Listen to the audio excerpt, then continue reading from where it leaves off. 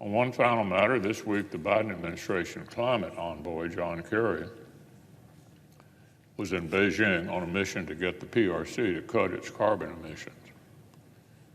As China continues to oppress its own people and threaten peaceful neighbors in the Indo-Pacific, our former colleague apparently thought he could get Chinese officials to treat left-wing climate policy as a, quote, freestanding issue. Well, by all accounts, the administration's envoy was unsuccessful on that front. It appears he did not meet with China's foreign minister or President Xi. Meanwhile, China's leader used his latest public remarks to reiterate that he didn't plan to curb increasing emissions, let alone start lowering them for another 7 years. So let me put it another way. Over the last 7 years, the U.S. economy cut its emissions by 5%, while China increased its own by 12%.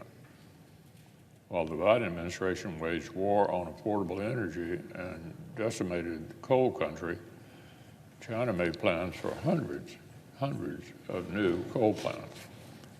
While President Biden has tried to cut defense spending after inflation, the PRC has plowed ahead with investments in domestic industry and military modernization.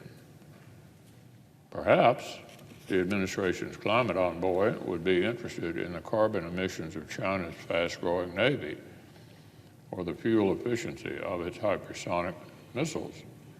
The PRC appears to be all too happy to trade non-binding international commitments for more of America's jobs, prosperity, and national security. America's top adversary clearly recognizes what the Biden administration does not. You can't win a strategic competition by hamstringing your own economy, and you certainly can't expect to convince your rival to follow suit voluntarily.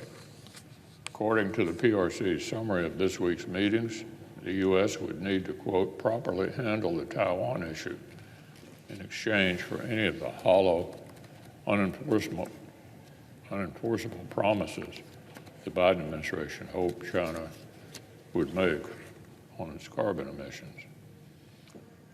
So, sell out a peaceful democracy in exchange for left-wing climate policies.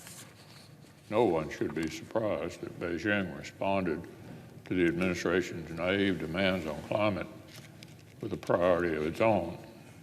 On that count, the Biden administration envoy deserves some credit for walking away.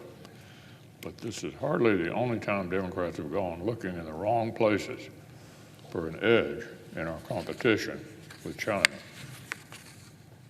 Here's the truth. The way to keep America safe and prosperous is to invest in hard power and deter those who wish us harm. And this week, as the Senate continues our work on the NDAA, our colleagues have an opportunity to demonstrate that they understand this basic, essential reality.